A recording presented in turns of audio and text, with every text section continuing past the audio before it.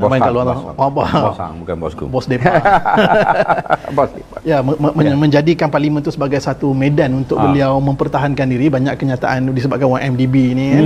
Walaupun yalah ramai orang tahu mahkamah pun telah menjatuhkan hukuman dan sebagainya, walaupun dah tempoh rayuan ini, seolah-olah dilihat untuk mempertahankan diri, dan statement itu digunakan ialah sebagai satu bahagian kempen pilihan raya. Jadi bagaimana pula keadaan yang selepas daripada tu? Saya mungkin ramai kurang jelas juga.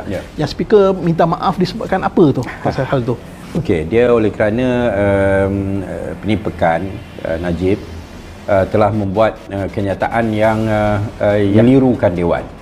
Iaitu bila dia mendakwa tak ada satu sen duit rakyat digunakan untuk membayar duit 1MDB ni, walaupun dalam ucapan dia kata yang pokok lah, yang prinsipalnya tak ada walaupun satu sen duit rakyat digunakan untuk membayar pinjaman dari 1MDB.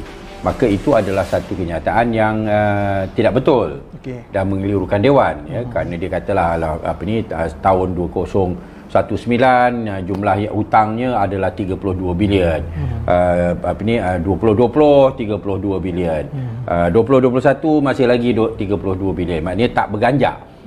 Sedangkan dia tahu benda ni adalah pinjaman yang terhasil daripada jualan bond.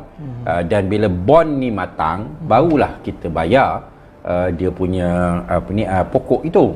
Yang pinjaman yang pokok tu, dan kita kena bayar selonggok.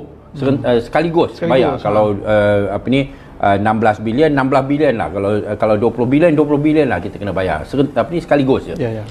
Tapi sambil menunggu ianya matang, maka apa yang perlu dilakukan ialah bayar bunganya.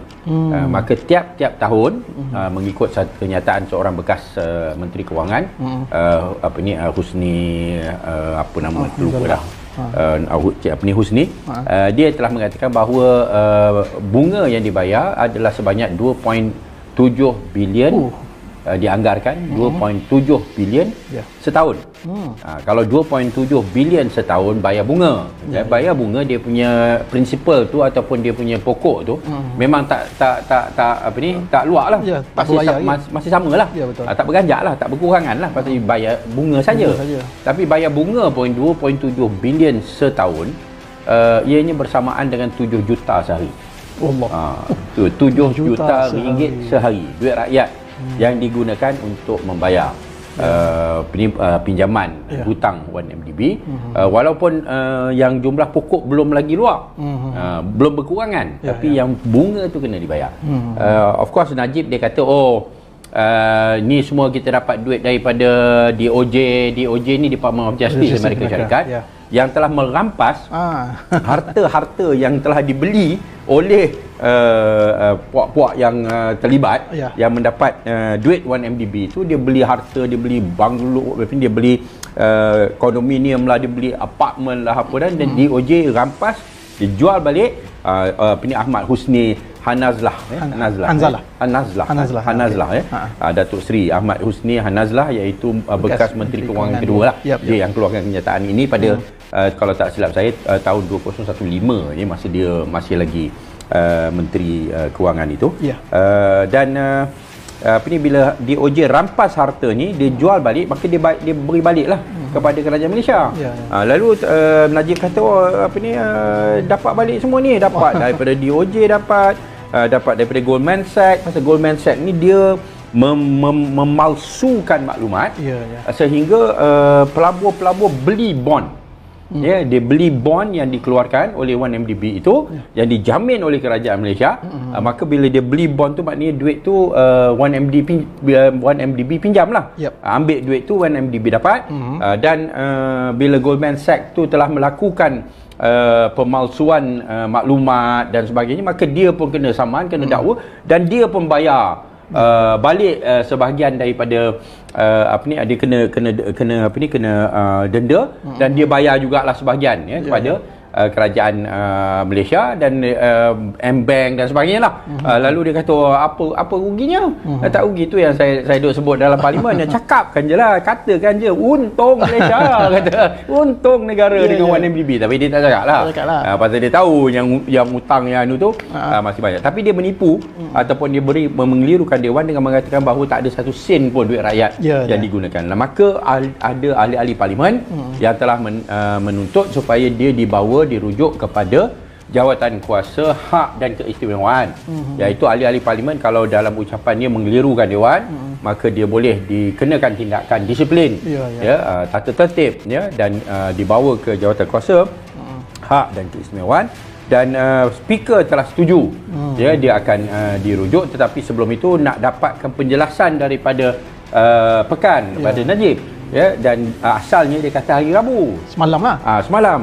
Tapi Najib katanya telah memohon dia nak buat penjelasan kepada speaker tu selepas PRN Johor. Dan speaker telah bersetuju. Allah. Lalu ni nampak pelik ni sikit. Dan itulah sebabnya kenapa speaker minta maaf. Dia minta maaf kerana dia kata dia tak terfikir bahawa tindakan dia untuk memberikan kelonggaran kepada Najib dengan menangguhkan tarikh penjelasan itu adalah merupakan satu presiden ataupun satu tindakan yang akan digunakan sebagai rujukan untuk masa yang masa akan datang. Yang mana Kang bila nak minta orang beri penjelasan, dia minta kalau boleh bulan depan lah, atau boleh saya sibuk, boleh tak minggu depan lah, dan sebagainya. Dan sepatutnya parlimen sebagai badan legislatif, dia jangan ambil kisah tentang soal pilihan raya ke tak ada. Macam dia bersidang ni, betul. Kenapa tak, kalau atas sebab adanya pilihan raya negeri Johor, kenapa kamu bersidang? Kan? Sepatutnya tunggulah lepas pilihan raya negeri Johor. Tapi dia kata tak, ni parlimen tak ada kena-mengena dengan pilihan raya negeri Johor. Tapi tiba-tiba bila ada orang yang mengelirukan Dewan, kamu boleh dia kata aku sibuk dengan pilihan raya negeri Johor, boleh minta tunda. Kamu boleh setuju pula. Tu yang tak kena.